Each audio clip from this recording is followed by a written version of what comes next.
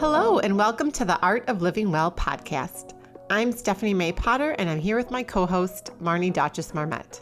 We created the Art of Living Well podcast to empower you to live your happiest, healthiest, and most authentic life.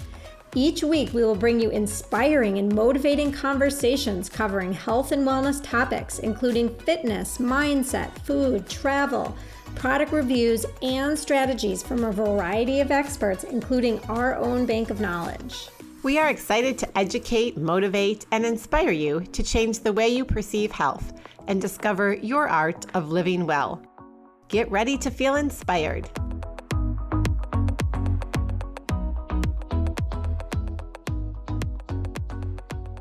Stephanie and I had such an amazing experience last week. We went to Healing Elements Yoga and Massage Studio in St. Anthony Park, which is really on the cusp of St. Paul and Minneapolis. And we went there and we took just a wonderful yoga class. We each had our, own massages. I had like an integrated massage, which I've never had before. And the therapist was so wonderful. What did you have? I had a deep tissue and I had so much inflammation going on in my body. It was wonderful, wonderful. Probably one of the best massages I've had. It's such a welcoming community too, Marnie. Like we sat before our massage and yoga class and we had tea. They have like a little, tea coffee shop area and retail space. Which had the cutest little things. Like I could just spend time kind of browsing around in there. Yes. And it's such an authentic place. Like you really could feel that welcoming community and just inclusiveness and connectedness, really. And they have so many different services they offer. They have all different kinds of yoga classes, meditation classes, massage therapy. They're doing workshops and special events. And you can actually sign up to have like a massage membership. So if you are someone that... Which is so cool. Yes. So Healing Elements has an amazing offer for all of our listeners. First-time customers can receive a 1 week of unlimited yoga classes for free and $15 off a massage treatment. Head on over to our show notes and you'll get the promo code. You can either book online or you can call the studio. I cannot wait to go back. Either can I. Hello, and welcome to episode number 19 of the Art of Living Well podcast. I'm Stephanie May Potter, and I'm here with my co-host, Marnie Dotches-Marmette. You are going to be blown away from today's conversation with Fred Haberman. Fred is considered a serial social entrepreneur, and we will define exactly what that means during the interview today. Our conversation with Fred goes so much deeper than I think Marnie and I ever envisioned it. And before I get into Fred's credentials, I just want to touch on some of these points because it's so inspiring, so motivational. You're going to love this episode. Some of the themes and topics that we touch on is the power of human interaction and how, especially in today's day and age, we really need that personal connection in the face-to-face interaction too. We talk about, how he's been a pioneer for making a difference in the world by helping people and the planet through social issues. We touch on positivity through self-expression and just the need for all of us to have that creative outlet and to find our passion and to have less structure and to facilitate less structure in our days, because that really helps bring out the creativity and allows us to, have successful businesses while also making a difference in the world. And just Fred's intellectual curiosity and his background that's really that has really instilled this experiential learning has taken Fred to where he is today. So for a little bit of background, like I said, Fred's a social serial entrepreneur and just been an agent for change in the good food movement. He's the CEO of a very mission-driven marketing agency that we'll talk about for the last 25 years, and he's helped bring organic food into the mainstream. He's spurred the growth of brands like Annie's, Organic Valley, Earthbound Farm, all while supporting the Organic Trade Association and the National Cooperative Grocers Association. He was one of the co-founders of Urban Organics, which is a USDA-certified-organic aquaponics farm. And we'll talk more about what he's done with that and exactly what that means. Fred's really on the leading edge of a movement for a more sustainable agriculture. And some of the interesting facts about Fred and different organizations he started from scratch was the U.S. Pond Hockey Championship, which takes place here in Minnesota. He's also started an employer-sponsored garden, and his latest venture, Freak Flag Organics, is a USDA-certified organic food company that produces the most delicious, clean condiments, pestos, and soon-to-be soups later in the year. So with that, let's turn it over to our conversation with Fred. Fred, thank you so much for joining us today. We are so excited that you're here with us. I am so glad to be here. Thank you. So let's just get started. You have such an interesting and diverse background. So we'd love for you to share a little bit with our listeners just about, your journey and what brought you here today. And you're like totally a serial entrepreneur, and we want to hear about that. Yes. I think it's a bit of a disease, maybe. That's what my wife would probably say. I just love to create things. And I think my whole life, I've been really fortunate to be able to follow my passion.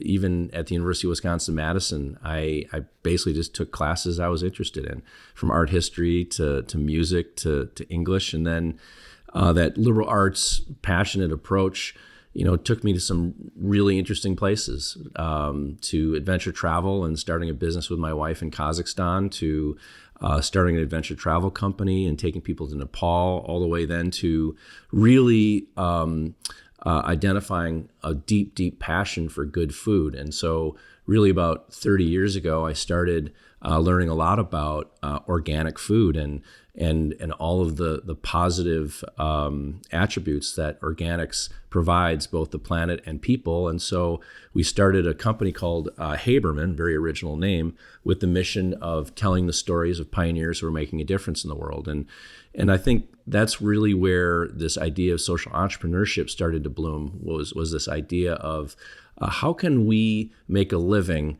by of course, both making money, but also making a contribution in the world. And so for me, the mission at Haberman has remained the same for 25 years, and I define mission as the contribution you make in the world, and the vision is how you manifest it. When we started Haberman, there was no internet, if you can believe it. And so how we did our work was very different than it is today. However, the mission is maintained the same. And then just to kind of jump ahead, really the clients that we started taking on were folks that we wanted to advocate for. The brands have always been secondary. It's the human beings behind those brands that have really excited us, like Organic Valley and Annie's. And then that, of course, and I'll be quiet here in a second, we also wanted to experiment by creating businesses ourselves, whether it was an aquaponics facility or that would help hopefully turn around an area of economic development, or just, quite frankly, to do things that are less serious,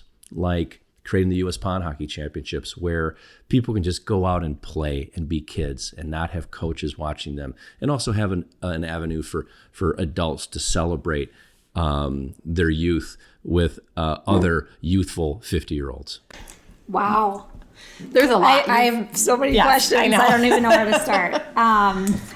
Okay, first of all, can you just quickly define social entrepreneur? Because I think a lot of people don't really know what that means. I suppose everybody has a different definition. My definition, interestingly, has to do with my own personal purpose, which is to use entrepreneurial principles to solve social issues. So for me, it's really, another way to think about it is, how can I do good while making money? Or another way to think about it is, how do you create and generate a triple bottom line? How do you do something that both creates profits, but also supports people and the planet? So once again, for me, it's really about how am I using entrepreneurial principles to solve social issues? I do believe in the positive force of business.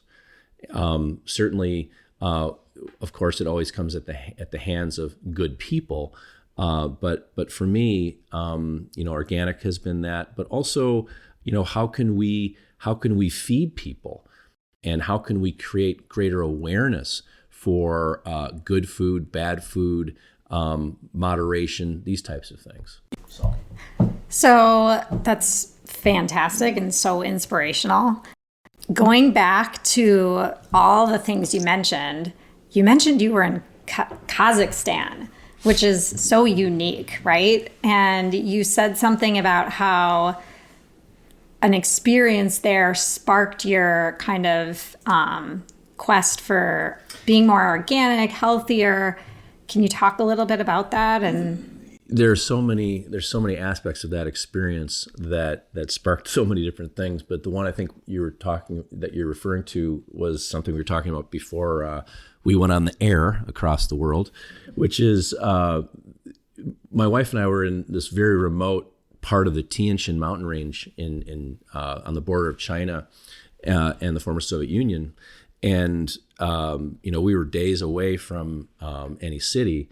And my wife, for some unknown reason, contracted this allergy reaction, or had an allergic reaction, and her eye swelled to a scary size.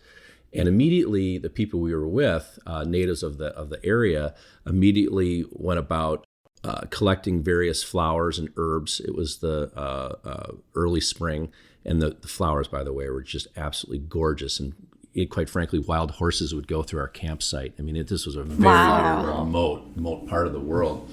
Anyway, they went out and gathered all of these flowers and herbs and boiled them, created a bit of a tea or a stew, let it cool, and then dipped one of our clean shirts into the cooled tea and wiped it around my wife's eye.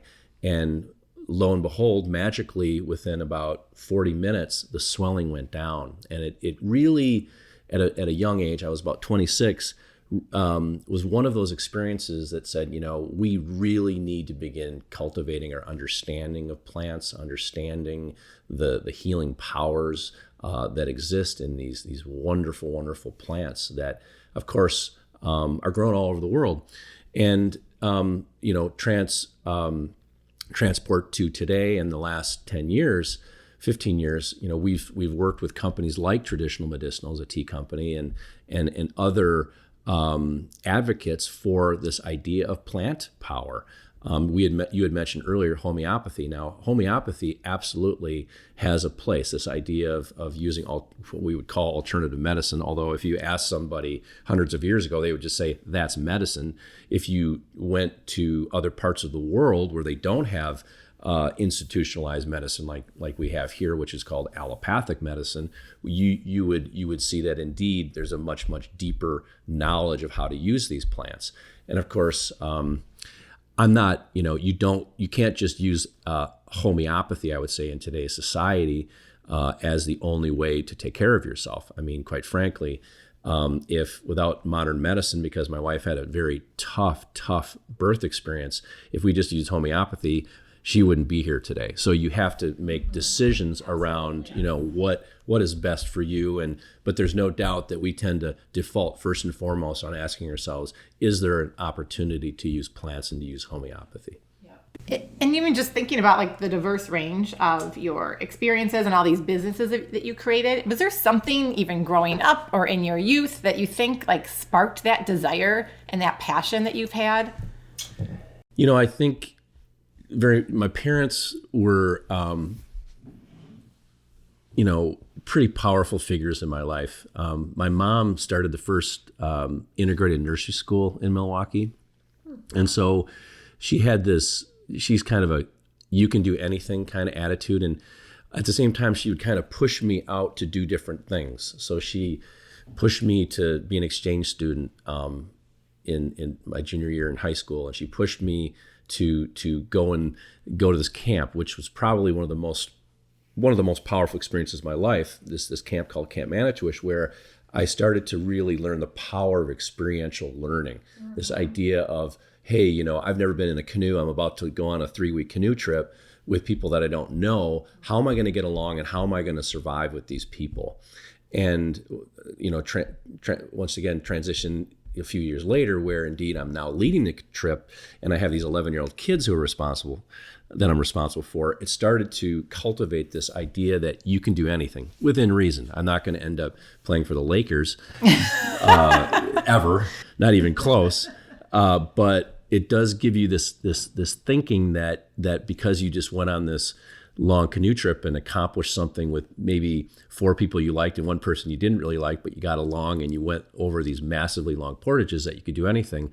And then that combined with my dad, who was just an intellectual heavyweight, liberal arts oriented Harvard law guy who, quite frankly, always was intellectually curious. Mm-hmm. And intellectual curiosity, to me, combined with experiential learning, is one with passion, is one of the most powerful combinations you could ever imagine. And my dad taught me that. God bless him.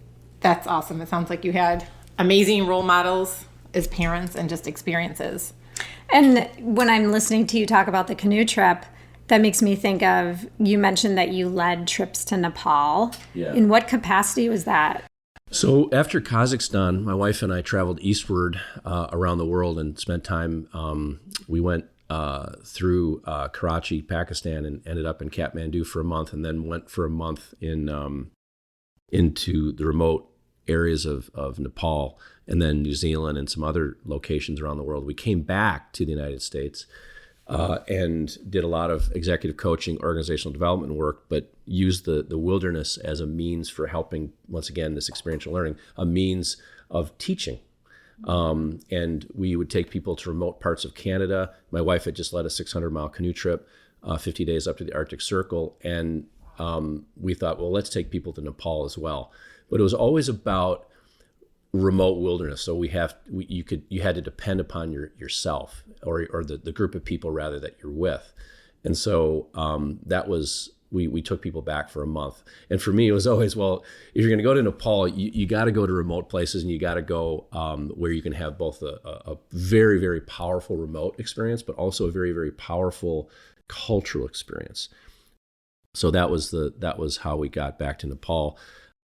And it's if you ever get a chance to go to some of these remote places, I highly recommend it, because you're kind of going back into time, and you're going back where, once again, we talked about medicine, we talked about food, we talked about the power of human interaction and human ritual that is, for the most part, I would say, one of the things that's missing today in today's culture, where it's been replaced by, we don't even need to talk about what it's been replaced by, but it's been replaced by technology and a number of other things that I think, quite frankly, as humans, this is my own humble viewpoint, we're just not quite ready for it.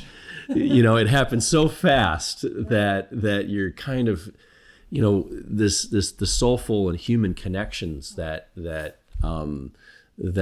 we're missing, I think, are hurting us. Mm-hmm. I couldn't agree more, unfortunately. So dovetailing a little bit into like current sort of what you're doing right now, want to chat a little bit more about, obviously, a little bit of your PR agency and sort of how that's unique, and then talk a little bit about your latest endeavor, Freak Flag Organics, which I've just been a huge fan of. I mean, I found them on the Lake Winds Co-op, a local co-op here in Minneapolis. Love Lake Winds. Here's a shout out for Lake Me Winds. too. Love Lake Winds also. Love the Minneapolis co-ops. I mean, Yes. they're the best in the country. We take them for granted. And I'll tell you that we're the envy, truly, this is not an exaggeration, we're the envy of the rest of the good food world in the United States. We compare ourselves to San Francisco, LA, wherever it is, New York. We have the best co-op system, and they rock. They do. They do. And it's funny because I found your sauces just looking. I'm always exploring new products. I found them, and then a year later, talking to people who know you and who are working with you now, and so I've just been a huge fan. And I love all the new condiments and sauces that you keep continuing to create and reinvent. So can you explain to our listeners a little bit about what's unique about the sauces, and also just kind of what drove you to go from the PR agency and all these different endeavors that we've discussed to then creating an actual product for the shelves, the supermarket shelves? And just to add on to her question, if you can throw in some information on the hydroponic company somewhere in there. I'm guessing that kind of fits in too. We'd love to hear that. Yeah. So, Haberman, my wife and I, so we started, Sarah and I, my wife started the company 25 years ago. Shockingly, we're still in business. I don't know how, but we are. A big part, we've always viewed Haberman as a platform, once again, for following your passion and or following, what our people really were excited about. And of course, a big part of that is working for people that we believe in, and once again, following what we're interested in. But as we were doing that, we also felt that we could learn more about, and this wasn't the only reason, but we could learn more about what our clients were going through, for example, Organic Valley, if we would try and make an attempt at doing what they're doing to a degree. And so one of the things that we did, this is our 11th year, we created this thing called the Employer-Sponsored Garden, where we have folks in Delano, and we have a chief gardening officer that lives, they used to work with us, where we plant organic food every year. And it's a benefit to our employees. But it's really interesting to do something like that for a variety of reasons. One is you learn how difficult it is to each year to just get the seeds in. Sometimes it's too wet, sometimes it's too dry. What are the farmers going through? And that's kind of, have this empathy for what Organic Valley is. The same thing with, say, for example, creating this Urban Organics, this aquaponics company, where you then, you have this deeper empathy for what our CPG retail or producers were going through. How do you compete on price? How do you talk with the buyers at these food stores? What are the supply chain issues? The reason why we created Urban Organics with 3 others here in town is that I'd been doing so much with organics that I still always needed to have organic food be the final production, but I wanted to try to experiment with this food access idea. There are 6,000 food deserts in the United States, places where people don't have easy access to nutrition, meaning that they have to take 1 to 2 buses to get their groceries. And it's not uncommon for these people to say, what gas station do you get your food from? Okay. We have 26 of them, Minnesota. We have 26 of them in the Twin Cities. Wow. And we're a very wealthy state. Really? So there was one that we ended up identifying in East St. Paul. And since we created this aquaponics, I wanted to do a number of things. One was I wanted to, with my friends, Dave Hyder in particular, create a facility where we would only use 2% of the water to grow lettuce year round, and when we and also grow fish. The fish create the waste then, to make a long story short, creates this organic fertilizer for organic greens, but also to do it in an area that needed economic development. Since we started that, $200 million of investment has poured into that community, and several hundred jobs have been created, not just because of us, but because we triggered it. I already lost what the question was. Oh yeah, Freak Flag Organics. That's amazing. First of all, that is truly incredible. Exactly. And just for people that don't understand what aquaponics is, maybe even just back up for a second. Yeah, so basically you're leveraging the potential symbiotic relationship, crazy enough, between fish and plants. So imagine fish, in this case tilapia, growing in, it could be Arctic char, we ended up growing Arctic char, in these big pools. And these are school fish, so they're used to being in schools. But in essence, the fish, of course, create waste.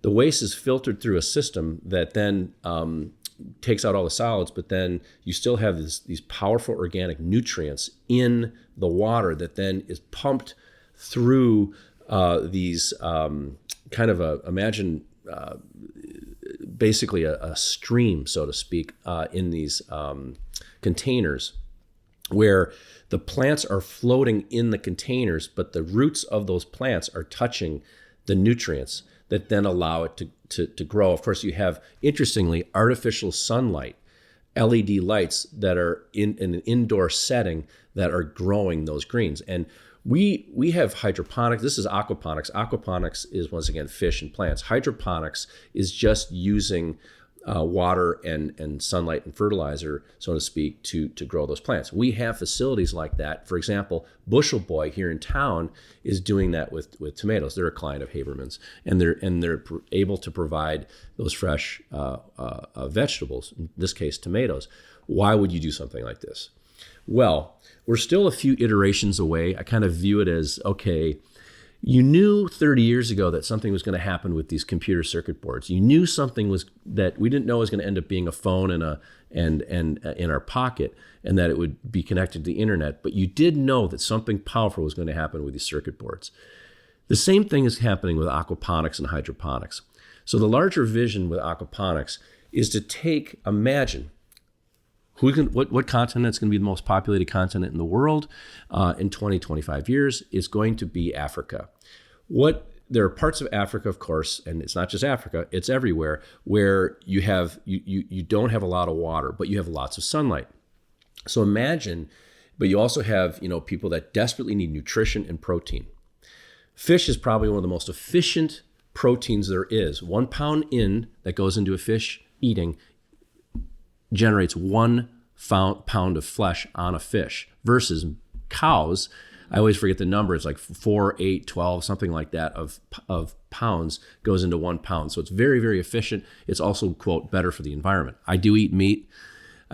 But it is a very efficient way of doing it. So to make a long story short, imagine a 1 million square foot facility, 2 million square foot facility in Africa, completely off grid, all solar, that's using 2% of the water through water that's in the earth to help feed those people. It's not the only variable in the equation to feeding the world, but it's a very important one where you can on site have a very, very powerful mechanism for feeding people. Wow.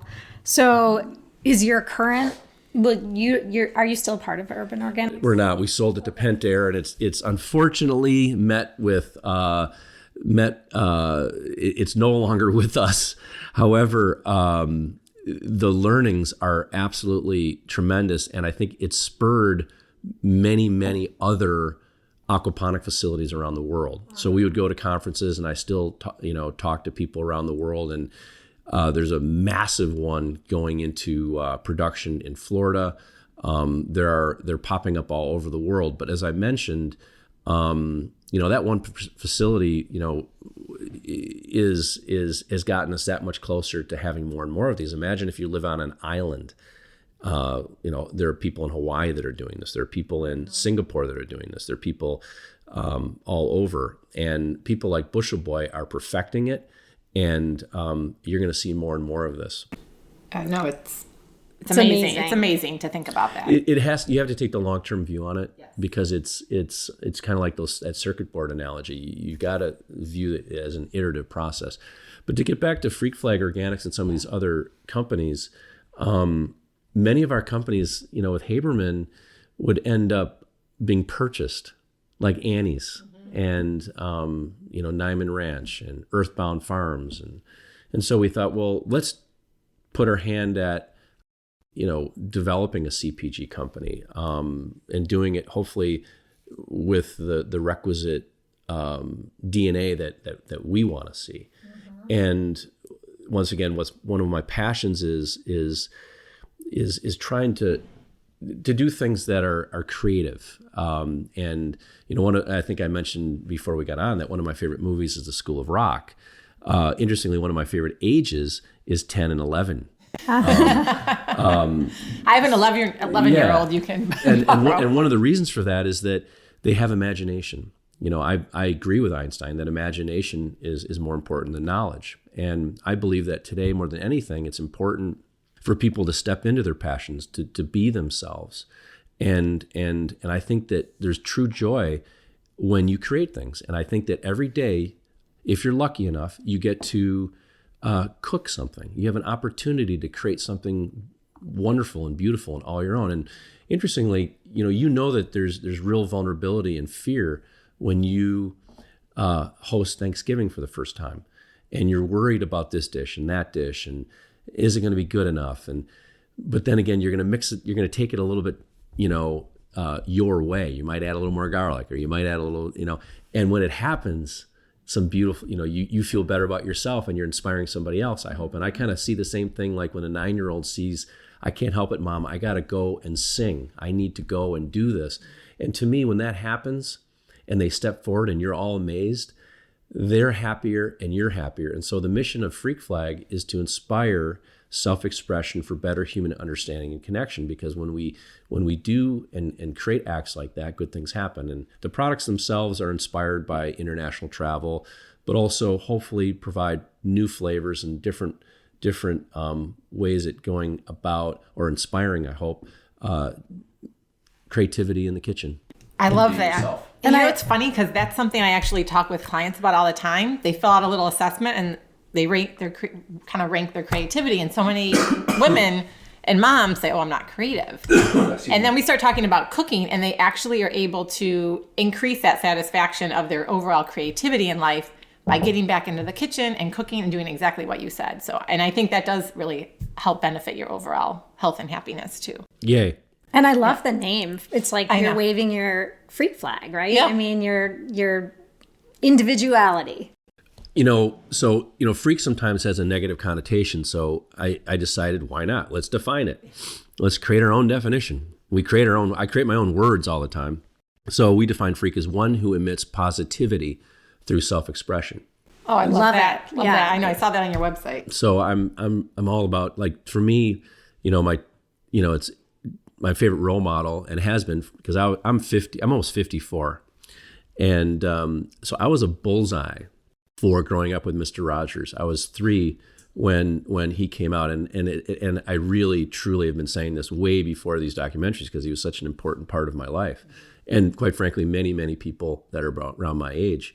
And so he's one of my role models, as well as, interestingly, at the same time, Sesame Street and the fun of, like, Super Grover, and having fun, but also having a point to, being kind of silly and goofy, but at the same time, he kind of follows his passion, like Cookie Monster. I know we'll probably get into Veggie Monster and cookies, but hey, I eat cookies.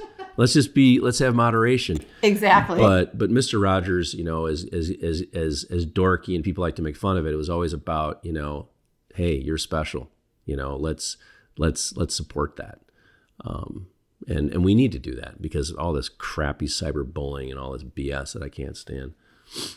Exactly. Oh, you bullies, get out of the way. I don't know, whatever that Jack Black tune was. Yeah. Well, and it sounds like you have so many, like, creative passions. You mentioned you like to play guitar, you kind of follow the dead, traveling, all of this stuff. And I think that all of that breeds creativity that you're channeling into such good in the businesses you're creating.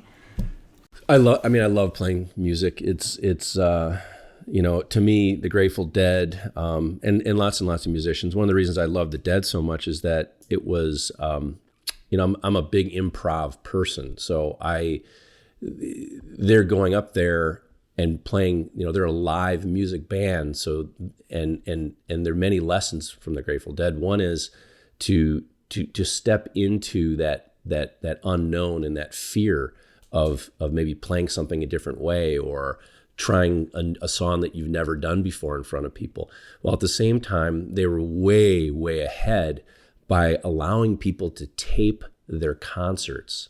Okay. Mm-hmm. So, and you would trade tapes, meaning music is not for sale so much as it is for sharing and inspiring other creativity and other ways of thinking. And to me, that is a very, very powerful concept, particularly back then. And, that's why, when we created the U.S. Pond Hockey Championships, I know it actually transfers, because if you talk to Gretzky, we did that. We supported, we didn't make the movie, but we supported the pond hockey movie. When you talk to Gretzky, you talk to Broughton, or whoever it might be that your heroes are, and some of the folks that were like that were interviewed in the movie, they talk about the backyard rink. They talk about the unstructured play. They talk about the improv and the creativity that they were employing when they were by themselves, imagining, once again, imagining what it was like when they're at the Stanley Cup, when they're 9 years old or 14 years old, and they're doing these different moves. And that translates into life. It translates into the kitchen. It translates into, I think, a more fulfilling life experience. That's beautiful, actually, what you just said. And so now you're kind of channeling all that into Freak Flag Organics. Yeah. So, it's Boy, it's hard to start a food company. I mean, it's super, super hard for so many reasons. Supply chain, this, that, and the other thing. I mean, if I had my druthers, I would just do the brand consumer, you rah rah, go get creative, do this, do that. But and there's a big part of that. But a lot of it is simply, the blocking and tackling of getting into stores. Yeah. Yes, which I hear is very demos. difficult. It is. Yeah. We've talked to a few food companies. And so you have to, people say, well, give me some advice for starting a business. And I say, you've got to have some passion around the general concept because you're going to get beaten up. Mm-hmm. And so the ends, so to speak, justify the means in the sense of, it has to be more than money, because the money will become, oh my God, if you're just doing it for the money, it's gonna hurt. For me, that's where the social entrepreneurship, you have to have a larger mission or cause behind it so that you can kind of deal with when you're doing a demo, as an example, and someone comes up, tastes your product, and literally says out loud, "That's awful." And you're like, Mom! You quickly develop thick skin if you didn't have it before, right? And you think, or you go to a buyer somewhere at some store or some big chain, and they're like, "Yeah, I don't think so," But then you've got, at the same time, you get lots of, those are like the smaller moments, right? But they hurt. And you get them a lot, but then there are lots and lots of happy, positive moments. You get the hug from the person, or you get and that's what keeps you going. For sure. So what are your favorite? There's a ton of different condiments and seasonings, and like you talked about, just the influence from your travels around the world that went into making these sauces, in addition to being organic and non-GMO, et cetera. But what would you say to someone who hasn't tried your products? One, where we can find you, where they can find you in the Twin Cities and outside of the Twin Cities, and then what would be like your top three? So we mentioned the co-ops here, particularly the Lake Winds and the Wedge and Linden Hills, as well as Lund's Barley's. That's where you can find them. I would say that, interestingly, everybody has a different favorite. The reason why I like the Chimay Verde so much is because it was our first product, and it was the one that was inspired by our time in the stands, Kazakhstan and the like. And so I really love that product, particularly on meat, being a meat eater. But I also love the smoky red mustard. I think it is just perfect for, hot dogs or hamburgers. Once again, I'm going to meat.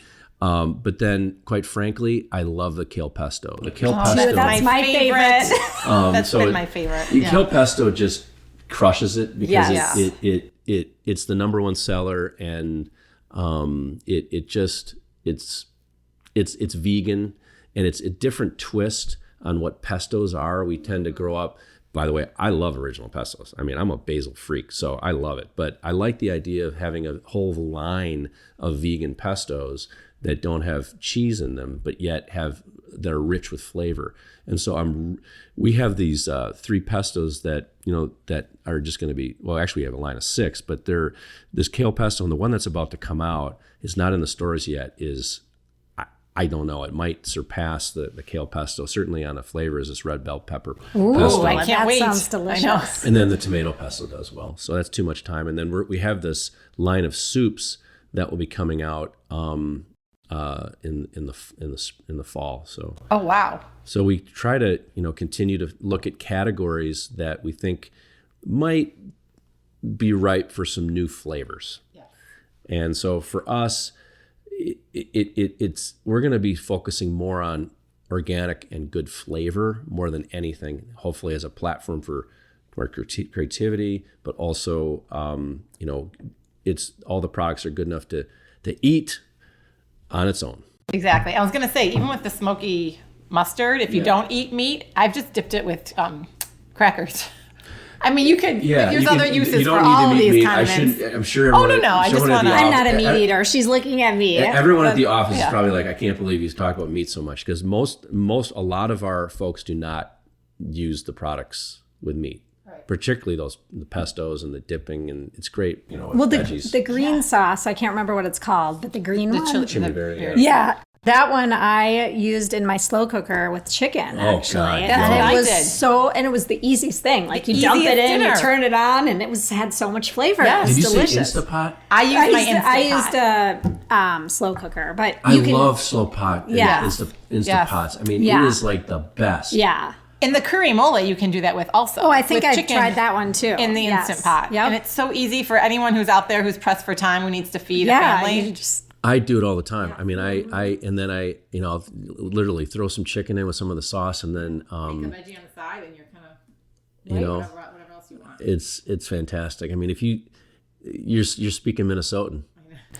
I mean, we all have these. I love crock pots and Yeah, That's that's what I was. Yep. But there's more flavor than some of the traditional Minnesotan dishes. I'm not from here, but I shouldn't be bashing anyone. But they're really flavorful, that's what I love. Well, that's the whole point, right? So we want convenience. So you can literally just put chicken in a crock pot, throw some of the curry mole or whatever it is, and boom, you have a good dish. Put some rice. Quite frankly, I have the ricer, the Instapot, the chicken, and the curry mole, and then I just get a vegetable, and we're done. Yes. Well, and it's non-GMO and it's organic, Yeah, it's clean, and it's yeah. not Exactly. going to be like, you're filling yourself up with tons of sodium and all the sugar, and so it's a good dish too, healthy. Right on. So I'm guessing you've made quite a few mistakes along the God. way in all of these different endeavors, and I'm wondering what advice you have for people or practical tips about like making your mistakes, and then how do you move forward or how do you learn from them? Boy, I have made so many mistakes. I mean, I'll make 3 today probably. I was just doing something on work-life integration versus work-life balance, which is not a term that I came up with. A buddy of mine did, who's the head of Zevia. I don't know if you know that company. We work with them. They're a no sugar soda. Great product, great group of people out of Los Angeles. But this idea that, let me get back to the mistake thing.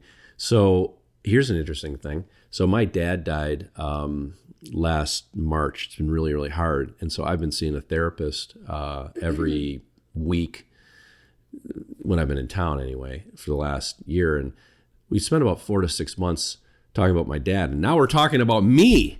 Now, I've seen a therapist before, but I'm a strong believer in having somebody to talk to, because it's really hard out there, and you make mistakes, and you can really beat yourself up. If you're a pleaser and you're a AAA personality and you're an achiever, you can sometimes get down. And so I believe in that. I also believe in riding. For me, being alone, I'm a quote for hire extrovert, so I need to reboot myself by playing guitar, or quite frankly riding my bike. The integration thing I was mentioning is I ride my bike to work when I can, so that I'm getting that in the day. So I'm talking to somebody. I'm also doing my best to try to practice gratitude in the morning, although I struggle with it because I'm always future oriented, that I need to try to get in the present. If you're very future oriented, you're thinking about your kids, you're thinking about where they're going to school, you're thinking about this parent, blah, blah, blah. Is he going to make the hockey team? And you're in the idea that you're only as happy as your least happy child, and you're taking all this stuff on. So, having someone, trying to practice that gratitude and try to build that resilience, to me, once again, comes from, yes, exercise. But interestingly, of course, we know this, and I fall off the wagon, eating well. Like when I stuff too much food in my face, and I love eating after 9 o'clock. I love it. I love to watch, Fleabag, which is, by the way, I love that series, and some of these others, and I'm eating because I'm all excited, And so it's like, stop eating, go to another part of the area where it's not in the kitchen. Anyway, that's too much.